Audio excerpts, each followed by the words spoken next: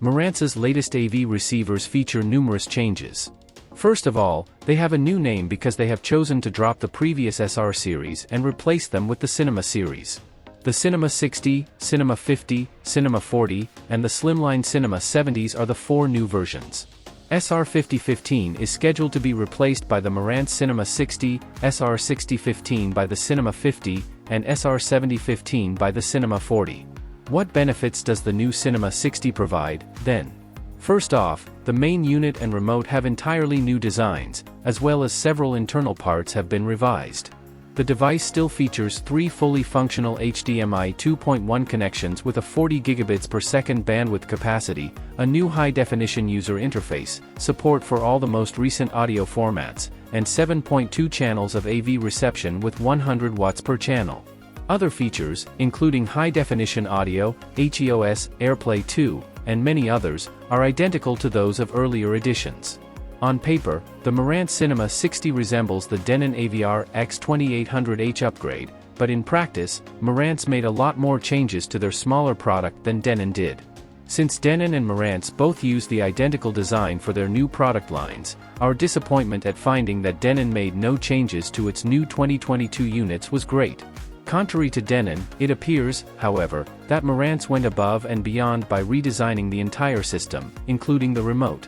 The latest model still has some of the opulent vintage appeal that has been so distinctive of all Marantz products over the years, but it also feels more contemporary, which is a much-needed departure from the style that has grown stale after so many years.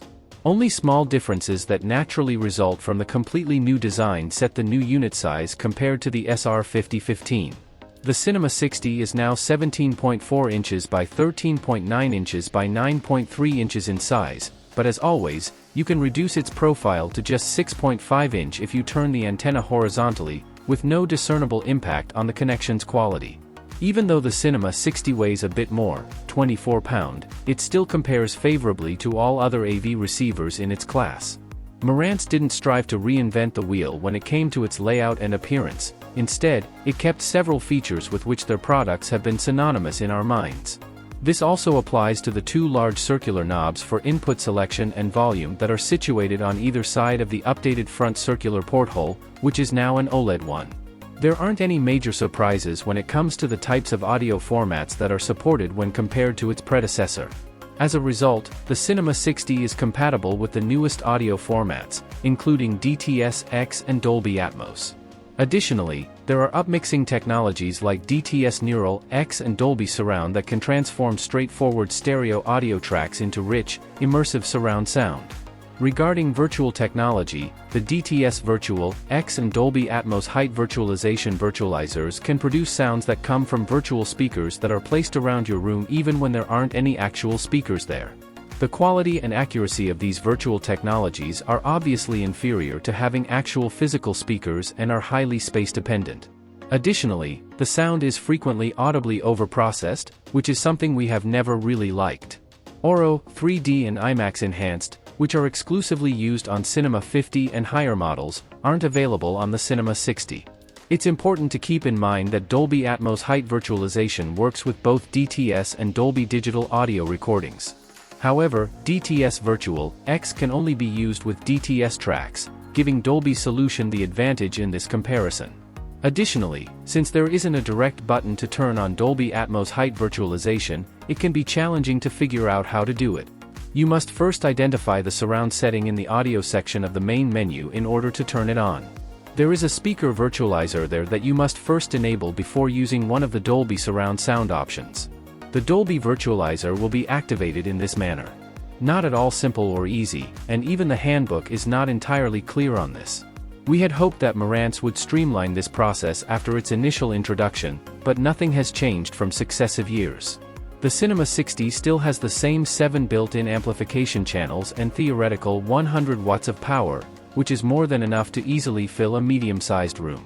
There is no explicit indication in any of the marketing materials you see that the output decreases if additional channels are used. The Cinema 50 is your only choice if you want for subwoofer outputs even if the receiver can power dual subwoofer installations. If you don't care about the overhead layer, you can choose to use 7.2 channels or even a simpler 5.2 system with the available channels to produce a 5.2.2 Dolby Atmos audio setup. We set up a 5.1.2 channel setup, as we typically do with these types of AV receivers, with a single subwoofer placed in the front left corner of our testing space and 2 ceiling speakers for the Atmos overhead layer placed in the center of our listening space. Regarding the film, we chose to watch Saving Private Ryan in 4K UHD with its reference Dolby Atmos mix this time. The obvious scenes were the ones we chose: Omaha Beach's invasion and the decisive Rommel combat. The Cinema 60 quickly demonstrated its potential and genuine traits. You could tell the unit meant business as soon as the water began to splatter on the Allied watercrafts. The Omaha Beach sequence contains numerous subtle and directional effects, and the Marantz invested heavily in rendering each one to the best of its ability. The front sound wall was the most noticeable of all, as usual, and the Cinema 60 was able to produce very realistic depth and acceptable extension in all axes. Without interference from the speaker's physical limitations, we could hear every sound coming from where it was supposed to. Machine gun fire, cannon shell explosions, and artillery fragments dropping everywhere covered the entire area at the front. Even in such hectic circumstances, the dialogue was crisp and understandable. The primary fronts and the center did not appear to overlap in any evident way, and we never felt the need to enhance the center channel. To our ears, everything was absolutely beautiful. But no AV receiver is adequate if it cannot produce a natural surround experience, and the Cinema 60 really shined in this regard. Since we just had 2 surround speakers, we didn't see the need for more. Once more making excellent use of its capabilities, the Marantz completely filled the area behind our viewing position. With the camera in the center of the action, panning effects like bullets flying barely behind our heads made it clear what was happening behind our backs. Although this was not as directly to our faces as the other effects that were conveyed at ear level, Dolby Atmos is another area where the Marantz excelled. Even though there won't be as much precision and pinpoint effect placement in space with only 2 Atmos channels, we were still able to appreciate what was there. You could certainly feel the ordnance coming from overhead, especially when the German artillery was bombarding Omaha Beach. The SVS SB1000 Pro that we have been using in our tests couldn't be happier because the Cinema 60 fed it with all the low-end information it needed, and as a result we got a very powerful and articulate presentation with wall-shaking moments at every passing second. Obviously, how well it performs at the low end greatly depends on the subwoofer you will be using as well. The Cinema 60 has proven to be very stable even when it is pushed to its limits. It is not just a very skilled and delicate handler of cinematic audio. While 100 watts is more than enough power for small or medium-sized rooms, the power rating rapidly decreases when using all channels, as we noted before. However, we were unable to fully activate the receiver because the volume was too loud for our ears to handle or accept. In light of this, we can state that you are secure. We could not be more pleased with the cinematic prowess of Cinema 60 as we conclude this phase of our assessment. Marantz is a master of their craft, and this product demonstrates once more how their products can truly bring a movie theater into your living space. The new portfolio ensures that Marantz AV receivers' musicality, for which they have long been renowned, continues. As a result, this receiver can play back high-resolution audio in the form of FLAC, ALAC, and WAV files up to 192 kHz at 24-bit quality in addition to the standard lower-quality audio formats like MP3, WMA, and AAC. Additionally, DSD streaming is accessible at 2.8 and 5.6 MHz. As is customary for our testing, we chose a few FLAC files of our favorites and streamed them over the front USB connection to ensure the highest sound quality. Most buyers of Marantz products typically do so because of their distinctive tonality and other features in their audio output that genuinely cater to music. And the Cinema 60 undoubtedly still has all of these characteristics. Of course, AV receivers, especially the most expensive ones, cannot realistically be compared to certain specialized separates. AV receivers, however, are not designed for such. They provide convenience by putting everything in one box and working as closely as feasible to audio equipment created especially for the task. And to be really honest, even if comparing the Cinema 60 to separates does reveal a difference in quality, we cannot confirm this using our ears when direct mode is in play, and we are confident that most people also wouldn't be able to distinguish between them. It is excellent. No matter the genre we threw at it, the Cinema 60 proved to be equally adept at handling music with care and delicacy. Marantz knew how to deliver each performance with careful clarity and resolution, whether it was the more subdued classical strings or the more gritty hard metal portions. The soundstage sounded alive and kicking from the moment we pressed the play button, and dimension and spatial separation were equally stunning. Knowing what Marantz has to offer in terms of music, you shouldn't be concerned about how the Cinema 60 performs because it has all the qualities you've come to anticipate from this company. The new unit doesn't sound all that different from the previous lineup, at least not to our ears, but it really doesn't have to. It was already quite good, and the new Cinema 60 maintains this trend, making it a great option for people who want to combine movie immersion and musical perfection. Let's explore what networking possibilities the Cinema 60 offers. On the AV receiver's back, there are many features that are comparable to those of the SR5015, but there are also a few key distinctions. For the purpose of consistency, we'll highlight the front ports we looked at above one more time. The Cinema 60 has a USB port for attaching external storage, an Odyssey microphone port, and a headphone connection.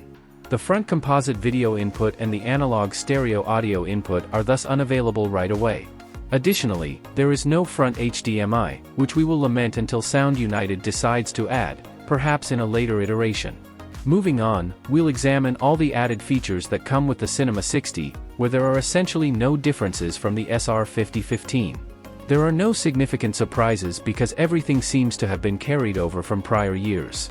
Those with no prior expertise can calibrate the Cinema 60 extremely easily thanks to the receiver's built-in Odyssey Multiple EQ XT calibration technology.